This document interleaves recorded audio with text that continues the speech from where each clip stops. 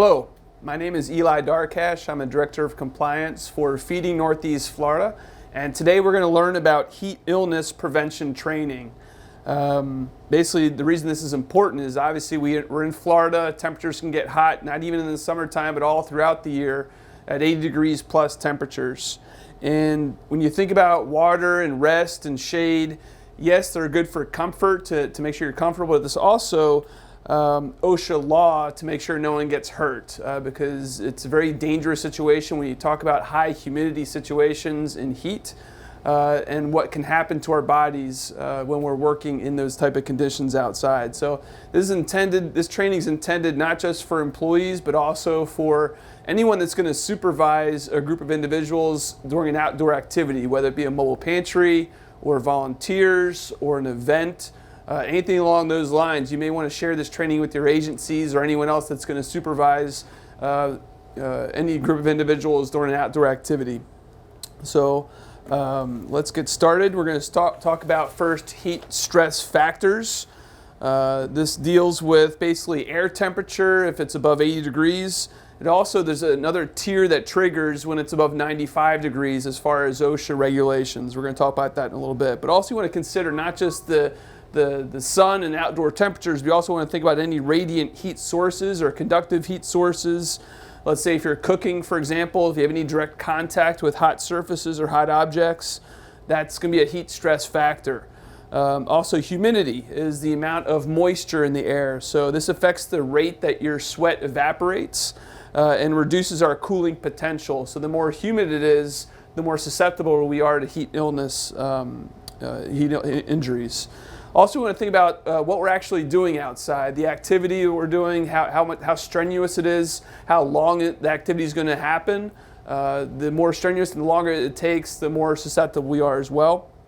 And then there's some personal factors too. So you think about age, if the person is older, or weight, if they're heavier.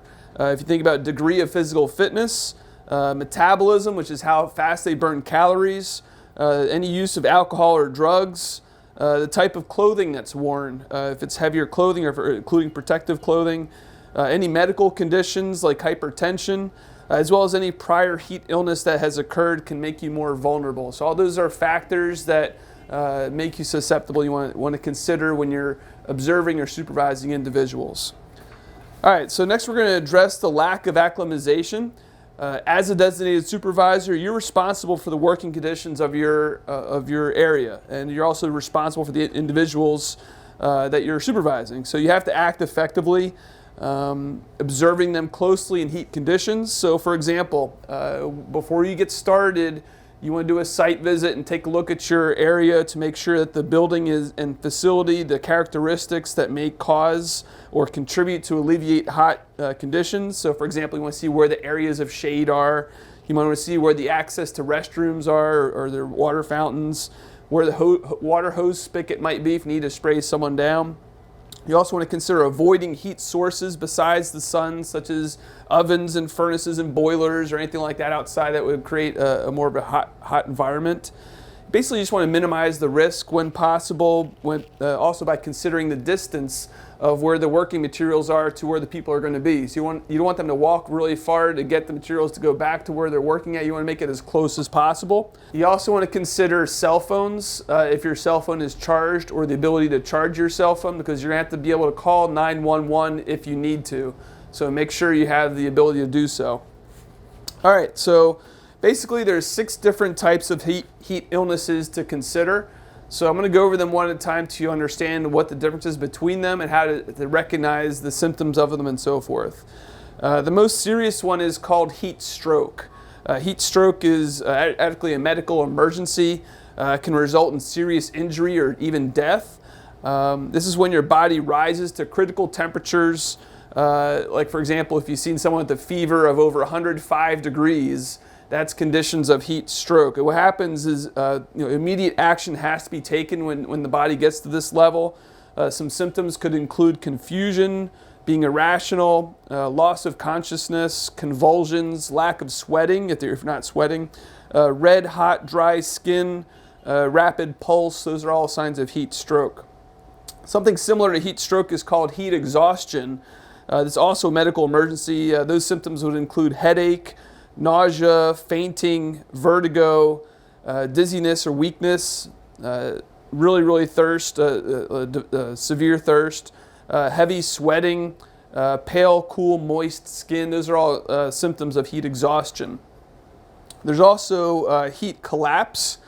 This is when the brain doesn't receive enough oxygen because the blood pools in the extremities. It would result in loss of consciousness. So this would be caused by dehydration, not getting enough water. It could also be resulting from prolonged standing. Let's say, for example, if you have a mobile pantry, the people are in line for hours at a time in the hot sun, or sudden rising. Let's say if they're either in a seated or prone position and they get up quickly, that could cause a heat collapse. The next type of heat illness is heat cramps. That is caused by either too much or too little salt in your body, or water, too much or too little water in your body. This is typically caused by hard physical labor in hot environments. So let's say, for example, if you're doing cooking, for example, and doing hard labor around the cooking area or so forth. But basically, for heat cramps, you cannot rely on thirst as a guide. So every 15 to 20 minutes, you want to replace the water lost from sweating from that hard physical labor. Some symptoms could include muscle spasms or pain in your extremities, like your abdomen, as well as your hands and feet. Those would be heat cramp symptoms. The next one is heat rash. Heat rash is considered the prickly heat. Basically, there's like small red spots on your skin in areas where clothing is restricted. The prickling sensation is caused by unevaporated sweat. It can become infected, especially in humidity areas where if you're sweating, but because it's so humid, the sweat's not leaving your skin, and it causes basically infection and that heat rash symptom. The last one is heat fatigue. Heat fatigue is a temporary discomfort, mental strain. It's basically a noticeable decline in task performance, coordination, alertness, and it's caused by fluid loss. So generally, most of these are a delayed reaction. It's not instantaneous like a burn. Sometimes it could take hours or even days after the initial exposure. The one that's most quickly is the heat collapse. That's a rapid one that can happen quickly. Okay. So next we're going to talk about heat illness prevention elements. So how do we prevent some of these from happening? Easiest way is access to water, access to shade. Obviously you want to monitor the weather to see what temperatures and what conditions you're going to be working in, and be aware and trained on high heat procedures. Be trained as a supervisor. It's a good idea to have a short tailgate meeting before you do your activity with your group so everyone's on the same page and understands the expectations. And then you want to follow some written procedures, including emergency response, to protect yourself from liability. All right, so for your access to water, you want to make sure you locate those water containers, whether it be bottled water or coolers, as close as practicable given the working conditions and layout of that work site. So if you place water only in designated shade area or bathrooms, that's not sufficient. It's got to be as close to the working area as possible. You want to keep it readily accessible, move it with the workers if you have to. If they move from point A to point B, move the water with them. Encourage frequent drinking of water, like take frequent water breaks. Remind your workers not to wait until they're thirsty. It's a good idea to drink frequently. And if you are using bottled water or cooler, you want to monitor your supply every 30 minutes to make sure you have enough too. So if you don't have enough, make sure you refill it if necessary to make sure there's always adequate supply. So that's water. The next factor would be shade. Always want to shade up. So when the temperature exceeds 80 degrees, you have to have or maintain one or more areas of shade at all times when your individuals are present. So locate that shade. It could be a pop-up tent. It could be a nice tree grove area, but make sure that the shades look as close as possible to where the individuals are working. So no more than 50 to 100 yards away. Access to air conditioning is ideal, so if you do need to have any type of care afterwards, you want to do it in a cool environment. You also want to have some chairs if possible too, so if someone needs to sit down in the shade area, you have that ready to go for them. If symptoms are starting to show, you want to encourage your individuals to take a cool down rest in the shade. You want to monitor those individuals on those cool down rests, ask them if they're experiencing any symptoms of heat illness. You don't want to send them back to work until those symptoms have gone away. Allow at least a 5-minute rest or more, and then take appropriate first aid steps or emergency response as necessary. So we talked about before 80 degrees and 95 degrees, how it triggers up when it reaches that tier. When the temperature reaches or exceeds 95 degrees, you have to implement some additional preventive measures. You want to observe those individuals for alertness and signs and symptoms of heat illness. Typically, the ratio is 1 to 20 or less. So if you have a large group, you may need additional supervisors to be able to get a close observation on everyone that they're responsible for. If you have more than 20 people, it's hard for one person to be able to really see those symptoms develop. So you also need to have a mandatory buddy system. So if you pair everybody up that are working, they stay in contact with each other, they observe each other.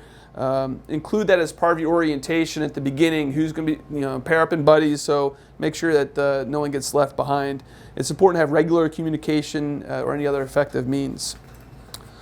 Also, you want to designate one or more supervisors to call 911 for emergency services. So know who that person's going to be in advance to be able to assess, is this a 911 situation or not.